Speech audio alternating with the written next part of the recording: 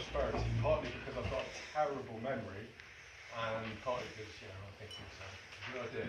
So, this is my eco-cazotes. Cazotes is this, a Slovenian hay barn. It's on my, I'm going to really struggle not babbling on here, but on my first trip to Slovenia, I was really looking around for a kind of building typology that really typified the place. And because it's an ex-communist state, a lot of it had gone out and been knocked down. So there wasn't as much heritage as there is here. And obviously I'm coming at it from, well not obviously, but I'm coming at it from a heritage restoration basically point of view, but obviously the Passivehaus element is there as well. And yeah, kind of throughout my architectural education and career, I've been really trying to get a combination of old and new and kind of the restoration, kind of in tribute to my dad who passed away 10 years ago, who was an amazing conservation architect. It's quite funny, little side story. When I first went to uni, a lot of my friends said, oh yeah, so you're just following your dad, yeah? You're just going to be an architect as your dad is. And I was just like, no, I'm going to do modern steel and glass and crazy stuff. And did my dissertation on a Daniel Libeskind building. You know, it's, you know, it looks funky and good enough, but then I started to realise, oh, Dad's actually doing some really good and valuable stuff. So I got more and more into it. And this then becomes a heritage project of sorts in Slovenia. And so that was a drawing I did. I did it as a kind of, I liked, I mean actually I think I strive more for something slightly more elongated than that, and probably slightly more elongated than that sketch, and certainly that.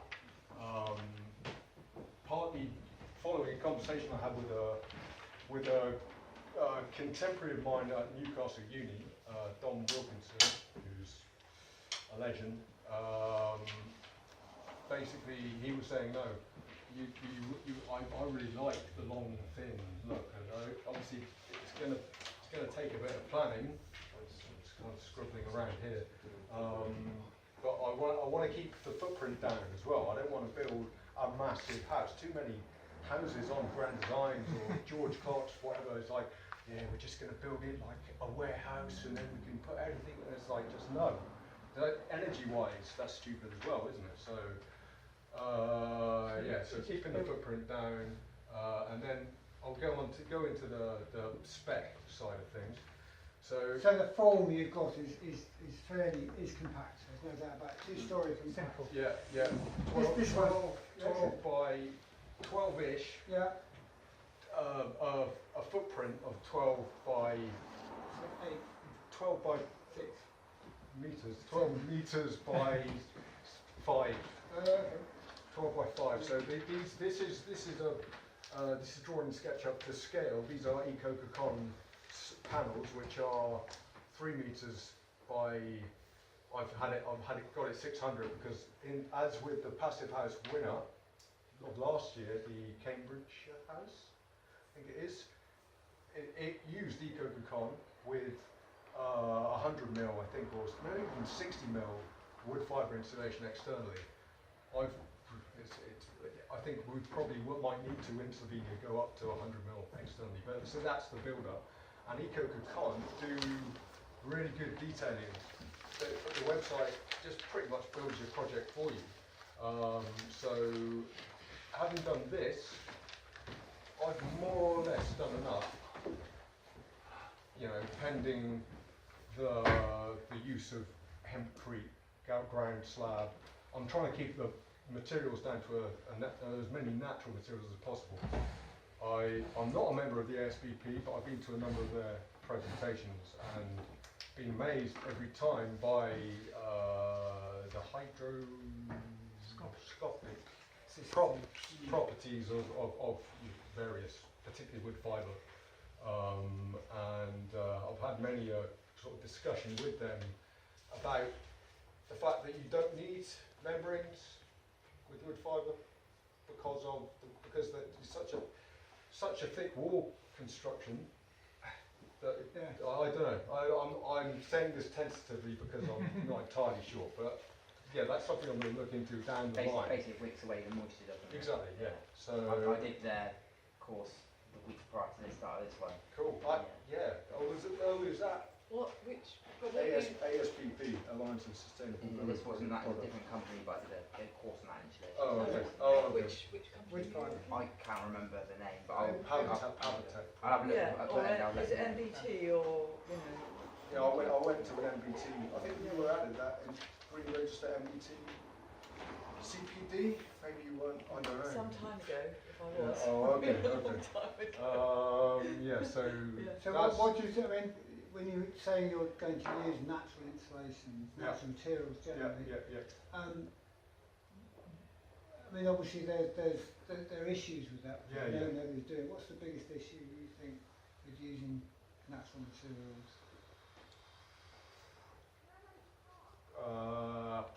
Probably the life cycle of building. How long? I'm not entirely sure. We also know, I mean, with natural materials, I mean, they're wonderful. The uniforms of them. It's not as okay. It's not as easy to calculate. Do the calculations, right? Maybe. I think it's, yes, I would say it's basically, tend to over-design it to be safe. Yeah. And so, and the cost, basically. Yeah, well, that is. And we all want to use natural materials. Yeah. But actually, when you get the US comes in and say, oh right, okay. Sure. And bear in mind when you're talking about costs that we haven't even got the land yet. That's why it's so diagrammatic. Well, it's well thought out, but it's diagrammatic. So instead would you use, typical kind of rock wall type?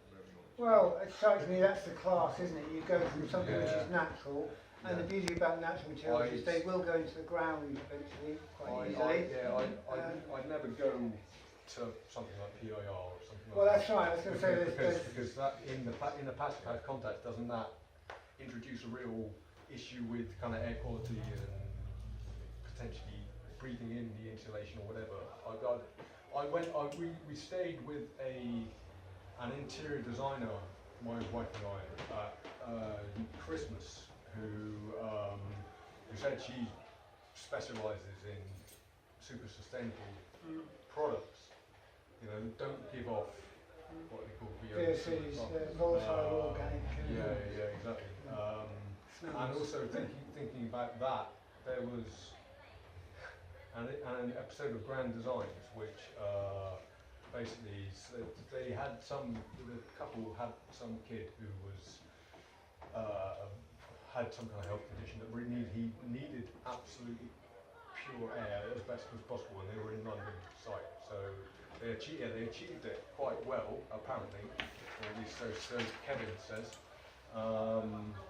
But yeah, I mean, further down the line, I'll be looking to do that funding committing. One of the things about natural materials is that, I mean, ultimately, in some ways, you look at it and you think, yeah, we're probably all going to start using them.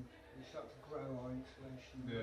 If we move away from fossil fuels, maybe use them as feedstock, in which case some of the plastic insulation might make sense.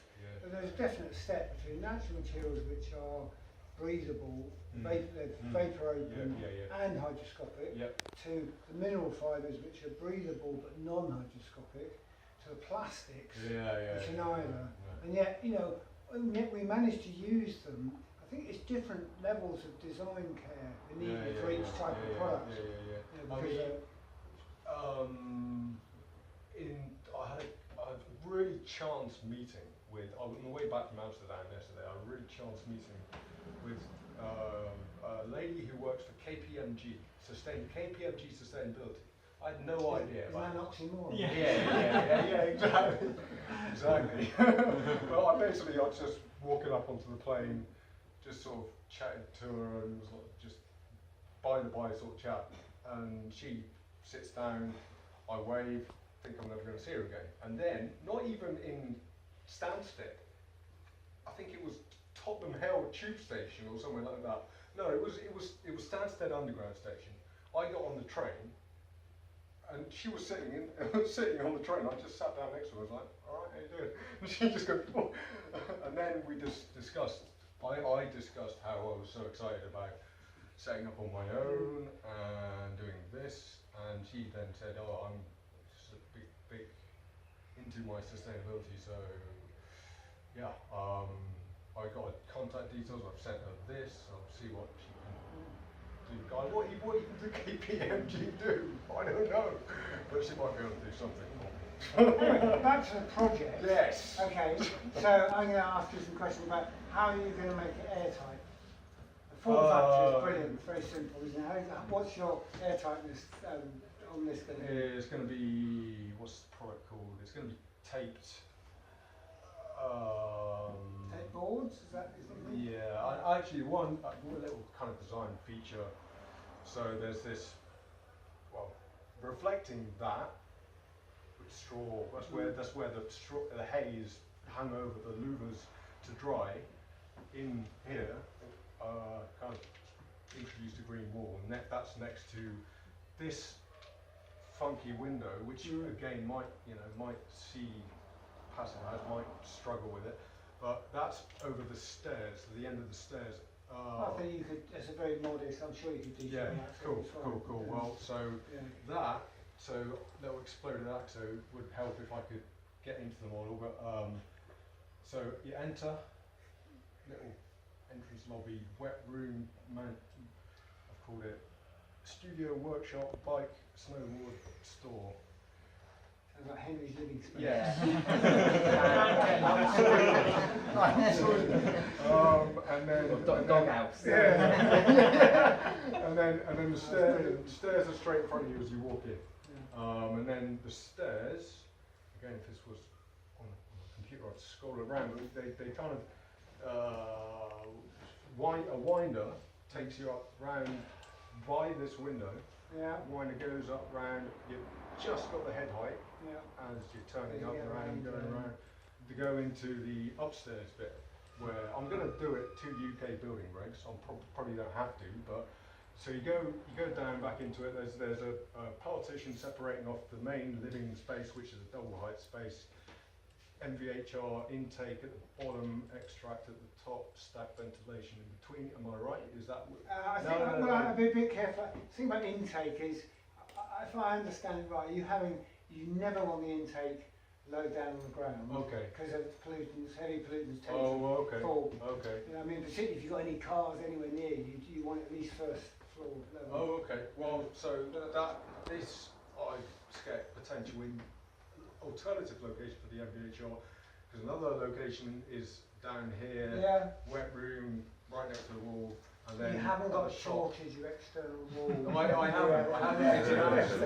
It's a cheat in many ways because I can do whatever I want. So yeah, no. It's okay.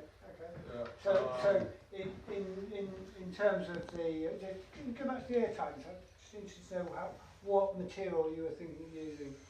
This is Pushing you a bit. This here. is a vague trick question. Yeah, well, no, I'm trying to make you think about it. Yeah, no, I kind of was.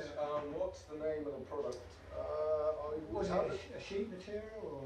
I was membrane? having a look on what's green, not the green blue, it might be the green blue. Is thinking of the airtight, you think? Yeah, what's it called? Green It's a membrane, We screen like VCL, Yeah. vapor control barrier. Yeah. Intello? No. Which is a. what was it? I can't remember the name, but There's smart ply, isn't there? Yeah, smart ply. OSB, yeah, with Which green is- stuff. It's Intel. kind of green. Yeah, kind of yeah, It's actually, green. that could be good because internally, by the stairs, I was imagining some kind of reference. This is budget permitting, and this is flowery stuff that I'd do if I was still at uni, but it's, yeah, so this wall by the stairs would be, it wouldn't be, maybe it would be exposed, maybe it would be, and this would be cheap, just the EcoCon panels with a translucent frosted membrane, frosted, I don't want to say acetate, that's nasty, some kind of frosted membrane or whatever, the translucent, So you can see so you can see what's in the walls. what's in Yeah, it's a good idea to do that as a small amount. I think I'd hesitate. I mean, one of the things that's really important with the airtightness is to do it, Yeah. right, considering before you put any internal stuff up, Yeah. including potentially working out how you go around the first floor Okay. joists. I mean, or do you, Okay, yeah, if you hang the joist on the ledger plate, Yeah, yeah. you can run your airtightness up Bill before. Yeah, yeah. Butcher went through that. Yeah. The other week he had a neat. Yeah, it's good detail, isn't it? That. So I haven't drawn it, but I'm imagining from this point here, just by the entrance to the double height space, there's going to be joists, exposed joists. What's the floor exposed floor joists to help the structure out. I'm not going to propose that it's just joists going up to a point. Well, maybe I could. I don't know, but I'm. Rafters. Thank you. No, except the rafters are going to be exposed, but I was just thinking whether I'd need. I would structurally, I'm sure it would certainly help to have a beam going between the two on a smoke. Okay. I mean, one of the things I just push you a little on the rafters. Okay. Having the rafters exposed is actually quite problematic. Right. Okay. Well then, Because I won't have to. I tell you why. It's because how can you get your airtight layer on the inside? Yeah. You're right. You can put dummy ones on. Yeah. But I mean, they are dummies. No, I wouldn't do that. That's true to Bill material. Butcher had he showed a detail, didn't he, of how they had the rafters coming out by, and they were fake. They were. The feet. Yeah, the eaves. Sure. Yeah. Because of the depth, actually the main one is really deep. When you come down to it, That's it's like right. 300 mil deep, it's no Well, point. because it looks stupid. Yeah. I mean, we did one Yeah. building, we had I-beam rafters, and we let them all the way through. Yeah. They looked absolutely just we chopped them off. So yeah, I mean, They just looked stupid. Yeah. so at this point here, where Yeah. that the louvers are a metre away from the wall, so that detail's going to need to be done there, isn't it? Yeah. So louvers? Yeah. Solar shading. Oh yeah, sorry, not ventilation. No. That's great. So this year you're going to build this in Slovenia? Yep. Yeah, Got to find the site first. Right. We've had a look at one, but it was. Right. Ideally for me, I have been drawing a kind of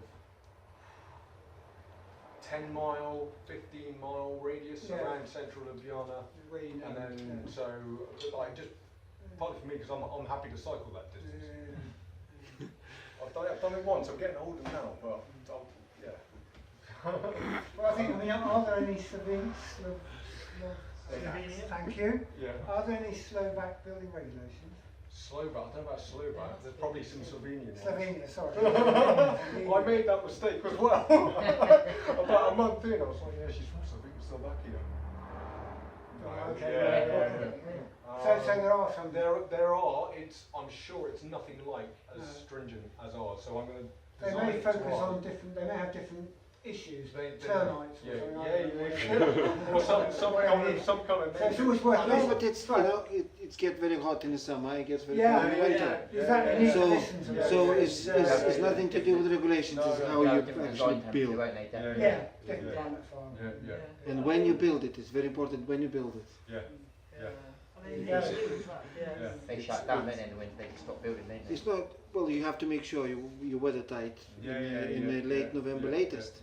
As I say, I want That's to get it. your details because maybe you might. No, but it's just how you do it. It's just no other way. You cannot be late. You start on time. Finish Get on on with time. it. Get on with it. Because when Okay. snow starts falling, you can. So what? I mean, simple wrap up now is basically any questions. Really, it's time we finished.